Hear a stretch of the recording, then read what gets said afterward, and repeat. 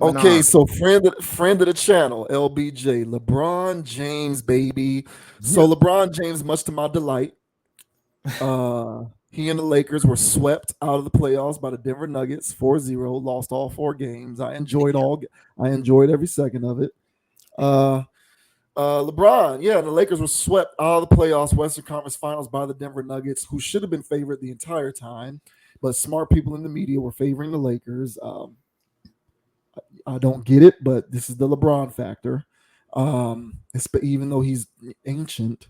Um, but yeah, so the Lakers were swept out of the playoffs. And now there's an interesting conversation that's been taking place. And the reason why I wanted to bring this up on the channel is because I find this conversation fascinating. We've talked about LeBron on this channel many times before.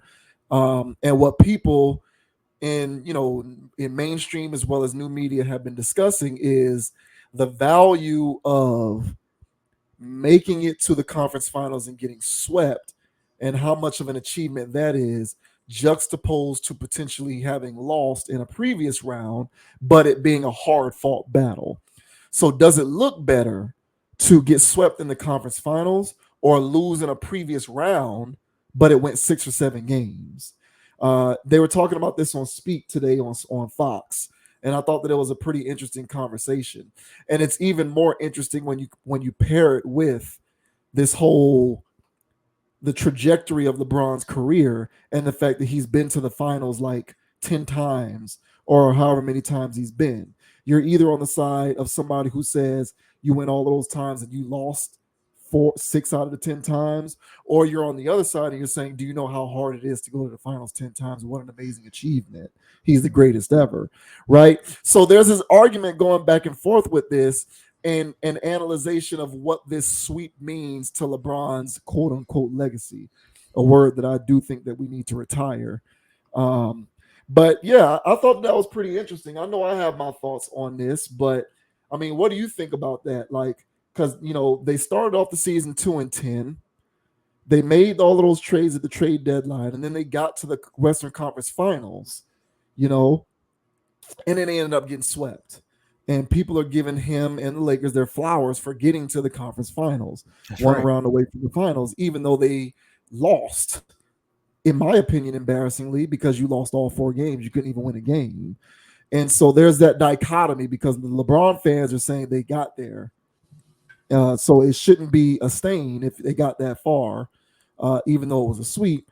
And the LeBron detractors, myself among them, are saying it was a sweep. So, what do you have to say about that? I know we talk about LeBron a lot on this channel, but I thought that this was interesting. Uh, yeah, I think that them making it to the Western Conference Finals, of course, that's an accomplishment.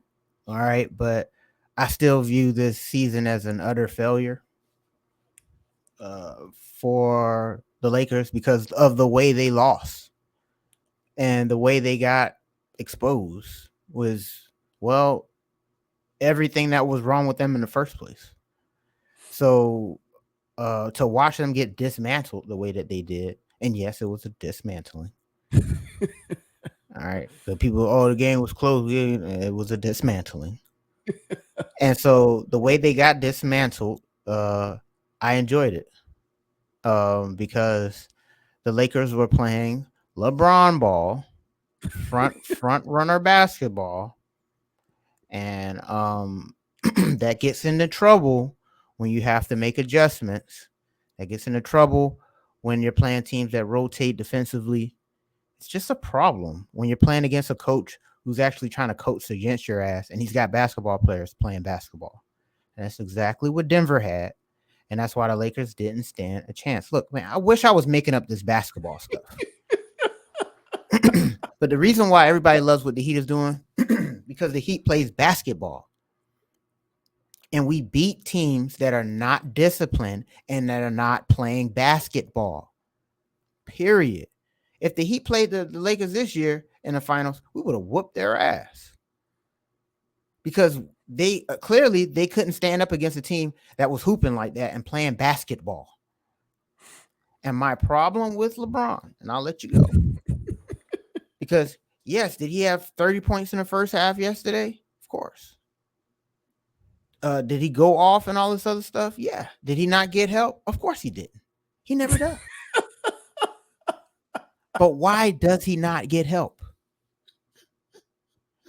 Maybe he's not getting help because those 30 points were taking away from other people getting theirs. Maybe he's not allowing people besides Austin Reeves. And people can argue that he's the only person that can put it on the floor or whatever, but why is he the only person that can go to work and everybody else is just relegated to standing in the corner? And so the thing is that with the Heat and what Denver does, the ball's just shooting around. Wherever the open shot is, that person's taking it. And the ball's swinging around. It's not getting pounded around and abused by the same person all the time. And, unless Murray and Jokic is cooking, whatever. But that's their own little two-man game. But that's still part of the flow of the offense. And LeBron takes away from the flow of the offense.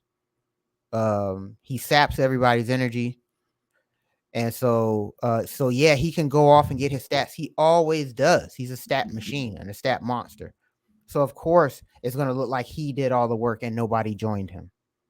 But I would say is that he's not playing team basketball, and that's why his teammates couldn't help him. But what about you, bro? You feel like this was an accomplishment of the season? You feel like you should give LeBron his flowers for making it all the way to the Western Conference Finals? Nope. And I think he had 31 in the first half, I believe. But then he finished the game with 39 or 40. So I think in the second half he really cooled off, and he only scored like 8 or 9 points in the second half. Somebody fact check me on that in the comments. But the overwhelming majority of that production was first half. Second half, it was not the same. And I believe it was not the same because he's almost 40. Yeah. So you cannot do that for an entire game. For whatever LeBron ball was worth when he was younger, he can't sustain it physically anymore.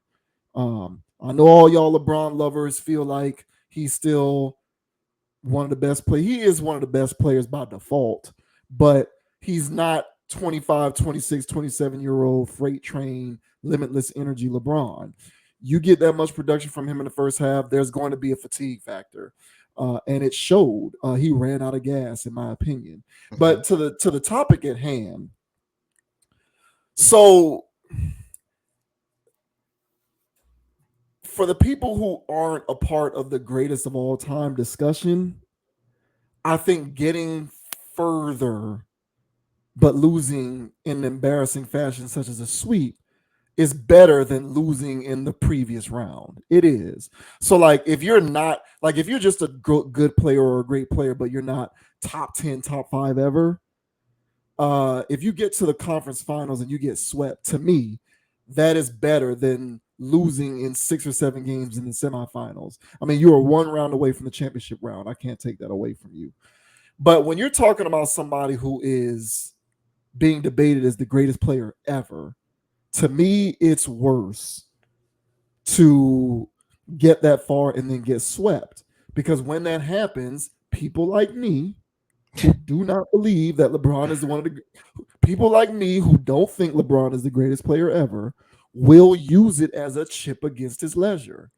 I'm going to bring up the fact that he got swept. I'm going to talk. If I'm in a debate, and by the way, like I've retired from LeBron greatest of all time debates. I'm tired. Unless I'm getting paid to do it. Like if I was on First Take or one of these shows and I was paid to talk about this stuff, fine. But just generally speaking in life, I've retired. I no longer get into it. It's exhausting. I get mentally and emotionally worked up. And I'm not about to get that stressed out over something that I'm not being paid for. So if you think LeBron is the greatest ever, you can have it. I don't give a damn. But on the off chance you catch me talking about this, someone such as myself who doesn't think he's the greatest player ever is going to bring up the fact that he was swept.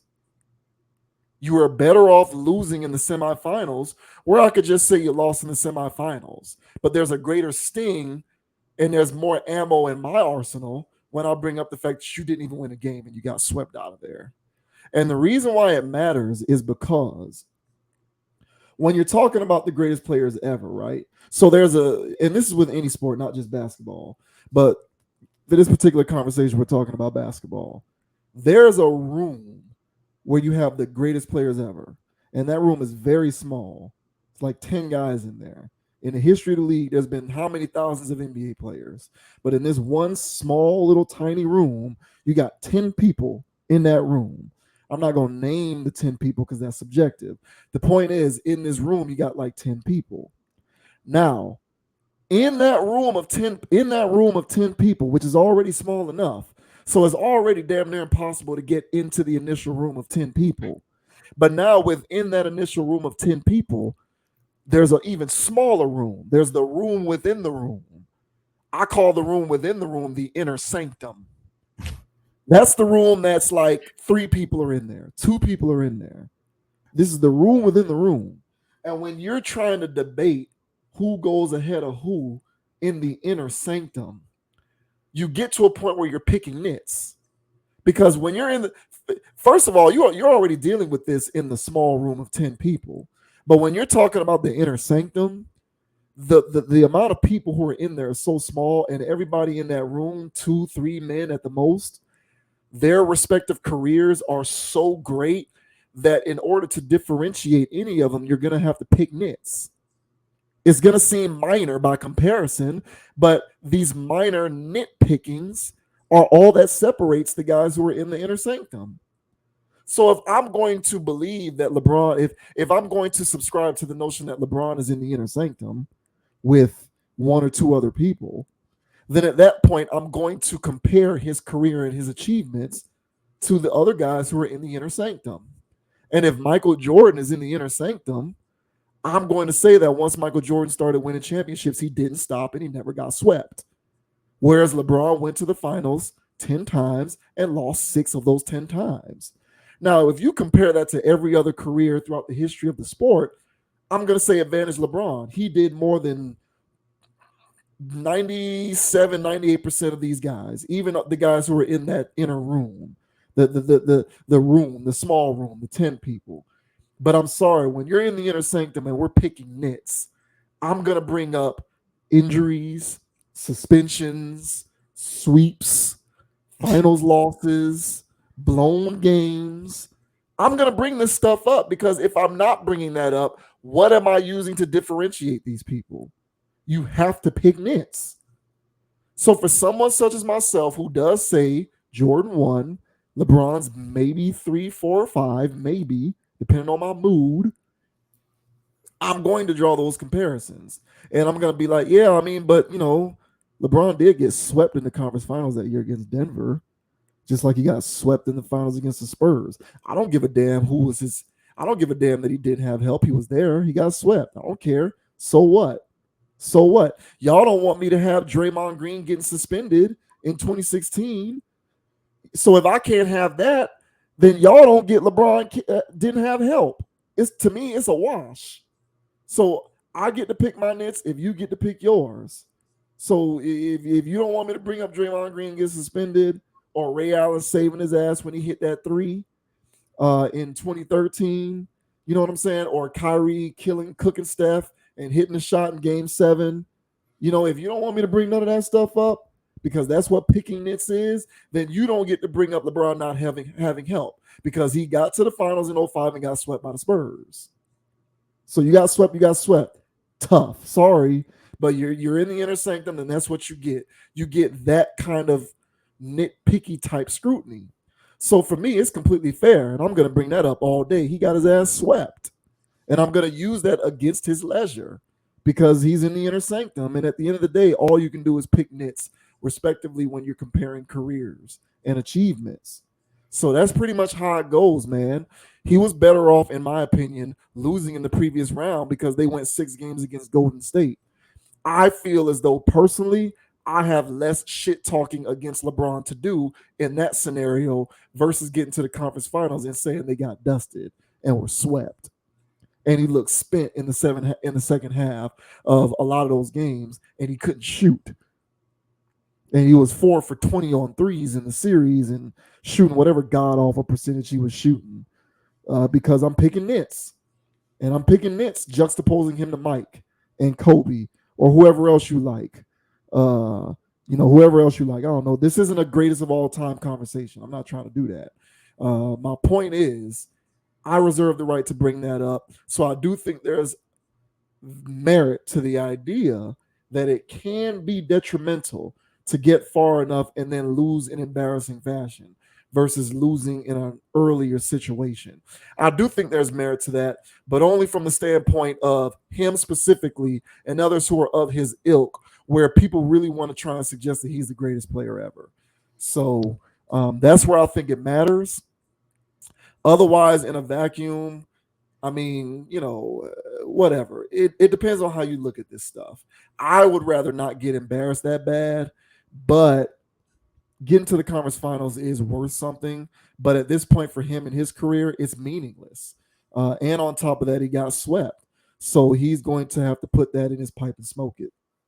Yeah, and I'll say that's a good point because once you start getting up there to the top tier dudes, all resumes are impeccable, and they started building LeBron's resumes before he even got in the damn league. Yeah. So his resume is up there with everybody. But I ain't gonna lie, man. There's some records that they'll be out there, during the playoffs.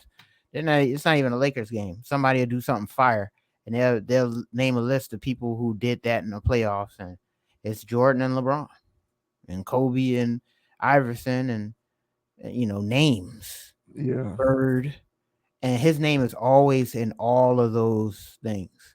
So nobody can do that if they're trash. So I'm never saying that he's trash or he doesn't belong up there with the top tier, basketball players. But these types of losses, to me, expose the very thing that's wrong with him to me. And if he went to the finals with a different mentality, then his record would be flipped. It'll be 6-4 instead of 4-6 or whatever the hell it is. It might even be more. And we saw what happened with when Grant Williams got up in Jimmy Butler's face. Jimmy Butler's immediate reaction. Immediate. He didn't even have time to really process what's going on. But he was really laughing at that dude. Then he went over there and gave the guy a solid bucket and won. And they have some choice words for him. Grant Williams wanted to get in his face. Butler gave it to him. And as I'm watching those two exchanges, give that exchange, I'm looking at Jimmy Butler and saying, this guy is crazy about competing. Yeah. He's a crazy competitor. And he's that guy that you play in a one-on-one that wants to destroy you or just beat you every time. And he's the type of person that loves one-on-ones. He just likes to compete. And when we're dealing with LeBron, he doesn't have that gear. He never had that in him. And even last night, I'm sitting there watching the game when the game was still in reach. He's pounding the ball for I don't know how long. Then drives, to the center of the 3-point line and then kicks it to Schroeder. He did that his entire career. I know you're tired. I know, but that's not a play call. No one's getting open. That's you pounding the ball and you throwing it to a man in the corner. When that man in the corner misses because his name's not Ray Allen, you don't get bailed out. And then LeBron didn't get any help. Why? Because he filled the stat sheet again. It's the same cycle over and Every over. year. Yeah. Every time Yeah. he loses, it's the same dumb shit. And Yeah. that's why I get frustrated with him. Yeah. Because I know that he's so talented that he should be able to really dominate a game. But he dominates the game the wrong way. And he just out athletes you. And his teams always out talent you. He's never been on a team where the team he was on, they either outcoached or just flat out outplayed him. He's always been on a team where he's had the flat out best talent. That's not That's not anything. Now people can holler about the Golden State thing, but again, you've got caveats to that, and that's why you got to keep hold track of those, those things that people like to throw shit in your face and don't remember the whole story. Yeah. Yeah. So my whole thing is that this just exposed him, and of course, for a LeBron hater like myself, I'm going to like you said, I'm going to use this against him in the court of law because this again Absolutely. this proves my point. This is an Yeah. excellent case study of how he does this every time and how he confuses everyone, and they get caught in the propaganda of a box score, but they don't know why he's the one eating and everybody else can't play. Maybe, just maybe, he doesn't feed his teammates the right way because we're seeing what's going on in Miami with Jimmy Butler, and that's a great case study. Because if LeBron was as selfless as Jimmy, you can see he could still get his. He still fills the stat sheet. Look at Jokic. He still fills the stat sheet. He stuffs it, and he didn't look like he was dominating the ball at all. Everything's within the flow of the game. LeBron is the greatest athlete to ever get on a basketball court. Why not you, sir? And he never stepped into that. Sorry, y'all, he didn't. And last night was proof of it. So, yeah, man, I can go on about this guy, and it's not because I hate him, man. It's because I really do love the guy. No, just I'm just, embrace it.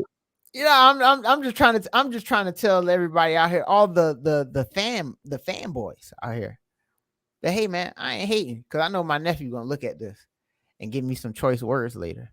But listen, bro, your icon ain't it. It's not. He just ain't it. And I know he's doing that at 38. That's still immaculate all in itself. But again, that's just speaking to what he's always did. Been a hell of an Yeah, athlete. I don't even care about that. I've already said he gets I will give him the Iron Man award. Yeah. I will give him the greatest of all time Iron Man award for playing at a high level the longest. Yes. I'll give him that. But to me, I'm peak over longevity. I don't care about that. That doesn't mean that you're just the greatest ever because you did that. I'm peak over longevity all day. So you can have your 20 years, 38 years old. Good for you. I'm a clap. Good job. You got the Iron Man award. Congratulations. Otherwise, get out of here with that. But that's what LeBron fans do. They suckle at the teat. Like they need any kind of thing to bolster the claim of him being the greatest ever. Because if you limit it to skills, championships, if you limit it to like skills in postseason, there's obvious holes in his career resume that cannot be ignored. So to supplement that, you bring in the 28, 8 and 7 average, and you bring in the stuffing of the stat sheets and the advanced analytics, and you bring in these weird anecdotal statements that don't mean anything, like he made his teammates better than anybody else. I don't even know. I still don't know what that means. Um, that's what you do to offset the finals losses. That's what you do to offset the breaks that went their way with referees and suspensions and injuries. That's what you do to offset final sweeps. That's what you do to offset being the prohibited favorite to win the finals in 2009 when they were 66-16 and then got exposed and lost to the Orlando Magic. Like, they were supposed to win the championship that year. They won 66 games in the regular season. And then when they lost, suddenly he didn't have help. So you have enough help to be the favorite the whole year, but then you don't have enough help once you lose. I don't understand it. But that was when I started realizing that he gets the superstar double standard benefit more than anybody I've ever seen in my life. And since you're going to throw these things in my face, these LeBron lovers, you advocates out there, you LeBron zealots, then I reserve the right to bring up the fact that he was swept multiple times in the postseason. And there's nothing that you can do about it because it's a record of fact. Now, if we were just talking about where he stands, top 10 or whatever, and, we can, if the conversation ended that he's one of the greatest ever, then I'd be willing to relent on some of this stuff. But no, y'all want to force this idea down my throat that he's the greatest player ever. So since you're forcing this down my throat, I'm going to pick Nets. So yeah, you better not lose in the conference finals. You better not lose in the finals. You better not have these blunders take place because I'm going to use it against you. Because yeah, I and don't get me wrong, I do care about I do look at nuance. So I'm not just black and white, oh Jordan 6 for 6, LeBron 4 and 6, conversation over Jordan never lost in the finals. I get that there's nuance and context. So I'm not just straight up who has more rings guy, Right. but I'm also looking at the other stuff too. Sweeps in series, injuries, suspensions, all of that stuff. I look at this stuff because if I don't have that to look at, I can't pick the Knicks. And I therefore have to allow you to convince me that he's the greatest ever. And I will never concede that. So it is what it is. For him, I think that it's, you know, detrimental more than it is beneficial that they got swept out of there like that. And I do concur with your assessment that towards the end of that series, especially after they lost the first two games, like the first two games in Denver, I felt like they were trying to play holistically. But then once it got clear that they could lose this thing and lose it bad, they reverted back to LeBron ball. Exactly. LeBron having the ball every possession for Yep. 20 of the 24 seconds of the shot clock, Yep. never coming out of the game, playing every minute, Yep. and dictating how the offense works every single second of the game. Yep. Um, with the exception of the couple times that Austin Reeves made a play off the dribble. Right. And now, because they lost, we're going to play the result. And now all of his teammates need to be evaluated, Yes. except for Reeves. And I guess Reeves and Hachimura are the only ones who passed the test. But everybody else is on the chopping block. Yep. Everybody else is now suspect because of the result. Because Yep. if you're LeBron's teammate and Yep. you don't succeed, it must be because of y'all. It has to Yes. be. Every It time. has to be. Every time. It must. It has to Every be. time. So And again, it's a thing of beauty. It's a work of art. Just stuff the stat sheet, bruh. Ain't nobody gonna ask you about nothing. Oh, he didn't get no help again. Now, if Tatum, now the way the Celtics is losing, if Tatum stuffs the stat sheet, if he scores some field goals in the fourth quarter, but he didn't do any of that. So he becomes the easy scapegoat. yeah, But if you fill up the stat sheet, it looks like you did something when you didn't do shit. And so, sorry, LeBron fans. I don't yeah, care that he's 38. Stop. If he's 38 and he's filling up the stat sheet like that, he's still a good damn 38. And that means he can dial it back some and be more efficient. And you don't need to be a volume 3-point shooter. You don't need to be a volume dribbler. You can be so efficient with your game because you are so talented and you know the game so much that you don't need to expend yourself with so many dribbles and all of this stuff. Where's that level of evolution? I'm not seeing that.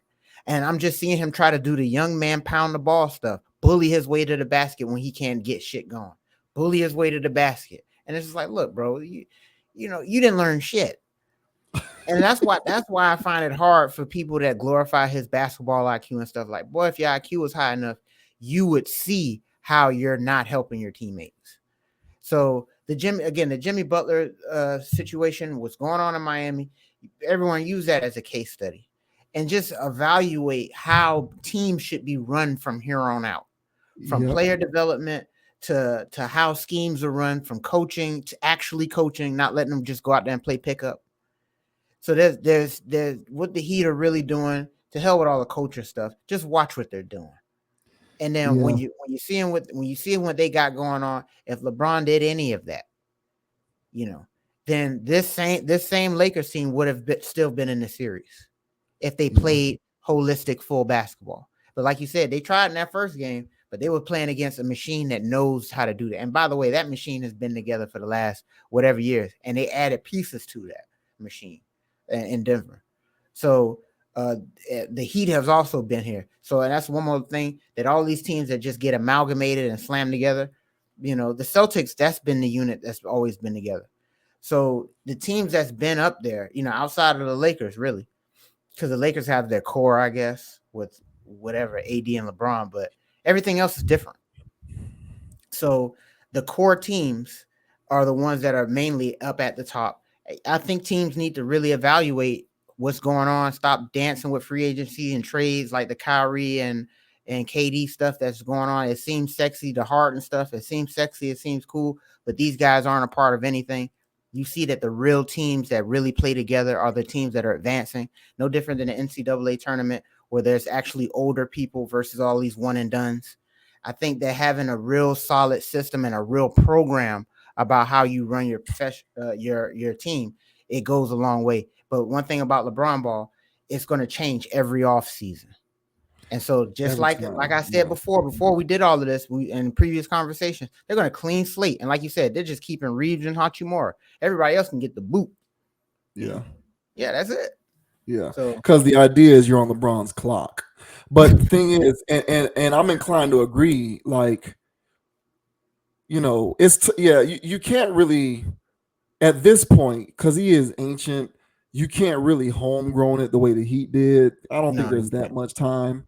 Nah. But you can still start with a roster in the beginning of the season that makes sense and just have LeBron be a featured person who has a role within the offense. But there's just this idea that it has to be that LeBron, and I get that, like, the media tries to suggest that LeBron wants to pass the torch or doesn't need to play this way. Okay, well, if that's true, why is that every time we get into the playoffs, it ends up degenerating into LeBron ball anyway? Like, you know what I'm saying? Like, where's the truth here? Because at the end of the day, if he either wants to just be a cog in the roster or he wants to feature it. It doesn't have to be a situation where every season the only way to get there is by reverting back to LeBron controlling the whole thing. Like, where's the give there? Like, you know what I'm saying? But that's just the way it always happens. And the double standard is always in place because, like, let's say that Jason Tatum stuffs the stat sheet tonight and the Celtics lose. Let's say Jason Tatum has a LeBron stat sheet where he gave you 34, 13 rebounds, maybe he blocked 2 shots and had like 8 or 9 assists. They're not going to say that Jason Tatum didn't have help. They're just going to say Jason Tatum ain't ready and the Celtics need to retool and they didn't get it done. That's what Yeah. they'd say, Yeah. but there's no difference. And you don't know that this guy ain't ready. Like, not everybody's the same. But if they're doing the same thing and contributing in the same ways, and you're going to use the stats in favor of LeBron, then you should apply the same standard to everybody else, especially if they're in the same circumstance. And more often than that, that does not happen. But be that as it may, it is what it is. There is no such thing as fair. Fair is a made up notion. It does not exist. Fairness is not real. It's what you work to earn and what you get in life. There is no such thing as fair. And because there is no such thing as fair, then LeBron, because you're trying to suggest to me that he's the greatest ever, he gets to a point where he's flirting around with being in the inner sanctum. And when you're in the inner sanctum, series sweeps count against you more than losing in 6 or 7 games in a previous round. They just do. So it is what it is. LeBron doesn't care. It's more so his fans and the people in the media who champion him who need to understand that more than LeBron himself, because he doesn't care. But it's these people in the media who are so obnoxiously in defense of him all the time that get on my nerves. And then that trickles down to his fans who just regurgitate the same jargon all the time. And I'm over it. And it's one of the reasons why I'm ready for him to retire. But until he does, I'll have to accept all of these playoff defeats, because when it comes to debating him against everyone else who also has impeccable resumes, I'm going to bring up stuff like this. So, yeah, LeBron went 4 for 6. Y'all can talk about how great it is that he went to the finals 10 times. Whatever. I'm looking at win-loss ratio. Kobe went to the finals 7 times. He won 5 of the 7 times. 7 times ain't easy to do either. So it ain't 10, but it's still 7. That's a lot of times to get to the finals. And he won 5 of them. And then, of course, Jordan with the 6 for 6. So it is what it is. Right or wrong, that's just what he gets. And that's what I'm going to give him every time. So that's why it matters. And that's why I would say he's probably better served losing in a previous round. But I'm also a hater. So what are you gonna do? I guess Bro, I'm a hater. I feel like I speak facts and logic, but I guess I'm a LeBron hater. nah, yeah, you're a hater, and you're a hater. I am a hater too, man. But hey, it's all good, bro. It's all in fun. But yeah, I didn't really. Maybe I did, but I didn't really consider it so much. Maybe I did. The I call it the Tim Tebow thing because I didn't really have a problem with Tebow. I had a problem with how the media covered him and how the fans was just on his sack so hard. And it's like, bro, he's not that one like that. But then over time, I was like, you know what? It's I don't dislike T because Tebow ain't do nothing to me. You Yeah, know, I don't right. dislike Tebow. I dislike the media machine.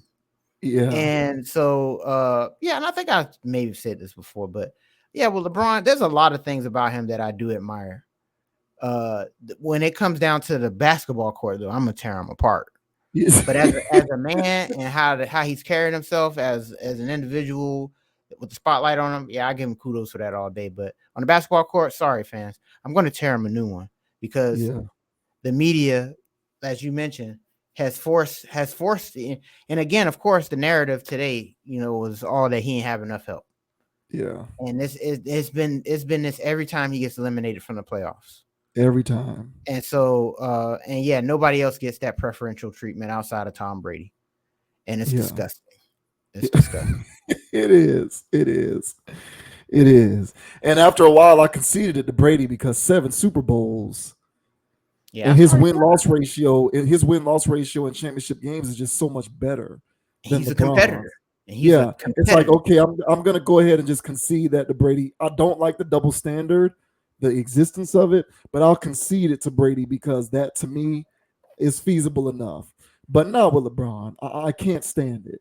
And I will never concede that he is what a lot of people. I never will. I'm never going to concede Yeah, that. I'm not. So it is what it is, and I will continue to bring these things up because I don't care how much longer he continues to play. At what cost is it when this happens every year? And then on top of this happening every year, I have to hear these people tell me that he's the greatest ever because of the losses somehow in a weird way. Him being in year 20, age 38, doing this is increasing his legend. Not to me. Not to me. He's getting swept out of there and he's looking tired in these games. But yeah, I'm a hater and I'm proud of it because I'm tired of it. I'm Le- ready for him to hang it up. LeBron can Um, play it, but he can play until he's like 42, honestly. And I'll say this, LeBron, if you can hear me, because I know you can. If you make a career switch right now, on the court, and decide to take less money, hear me out, LeBron. You got all the money you need. All right, take less money. Let's start there, so you can actually build a team around yourself. Crazy idea, I know. Take less money, LeBron. Then while you're taking less money, just play the position that's by your name. Now, if that's point guard, let that just be point guard.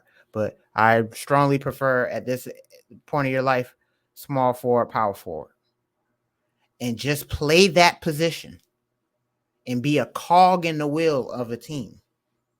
I don't think anybody's beating you. You can win like 3, 4 championships in a row just from what you can do on a basketball court, taking less money and having real talent around you. I think that you can go out on a very high note that not only was he still being able to play at a high level into his latter years, he became this on the court coach, man, in his last few years and won champion. I think that'll be a great little legacy. Hey, LeBron, you heard me? You can scoff if you want, Stop. bro. Yeah. He gonna be a scoffing. I believe in you, LeBron. Oh, Just God. take less money. That ain't Whatever. happening. All right. I'm done. It's enough. I'm done. I'm done. Yeah, don't spill too much tea. Cause if they actually start doing that and he actually starts winning, I might have to revisit some of my stances. Yeah, man, and I love Um it. I would no, love it. no. It'd be a hell of a redemption story. To hell with that. No. I'm no. Keep getting swept, LeBron. Keep getting swept, baby. Keep playing that LeBron ball. But Oh man. yeah, so that'll do it for our latest LeBron James topic. And that will also do it for tonight's stream on the Conscious Approach channel on YouTube. Appreciate everybody for tuning in. As always, if you have not done so and you happen to catch wind of some of this content, go ahead and hit the subscribe button so that you can join in on what we do over here in this little corner of the internet. Those subscriber numbers are going up, and we certainly appreciate everybody who's jumped on board as we continue to rock and roll. Again, my name is JV Wins. That is Dogon SS. You can find Conscious Approach on Instagram at ConApproach, ConApproach. And I as well am on Instagram at JV Wins, JVWINS. Wherever you happen to be watching this video, whether it is indeed on YouTube or if you happen to be watching this on the Facebook uploads, go ahead and hit that like button, man. Follow the page, man. Share it. Leave a comment. Let us know what you think about the commentary on each of the videos. Let us know where you think we're going right or wrong. It's all love. We certainly appreciate it. Look out for the audio feed wherever podcasts are available as we get that ramped up. So looking forward to it, man. But we really enjoy this, and we certainly appreciate everybody who comes in and leaves a comment, hits that like button, increases those views, because we kicking some real good game over here. And it needs to be seen by a greater audience. So appreciate everybody for helping to support that cause. And until next time, I'll see you on the next video. Yes, sir. And the name is Dogon SS. You can find me on Instagram at Dogon_SS and on YouTube at Dogon SS. Also, Hurricane Dogon on YouTube as well. And as I say on every part, guys, don't be too high, don't be too low. Keep it calm, keep it chill, keep it player. All right. And don't let nobody get you off your pivot. All right. So until the next time, guys, we'll catch y'all on the flip side. Skirt, skirt, skirt. Yes, sir. Until next time, man, we out of there. Peace. Peace. Go Heat, baby. Go Heat, baby. Yeah. I'm about to be out there on Hialeah. We win this championship. Oh man, that'll be so live, bro. That'll be so live. If it's any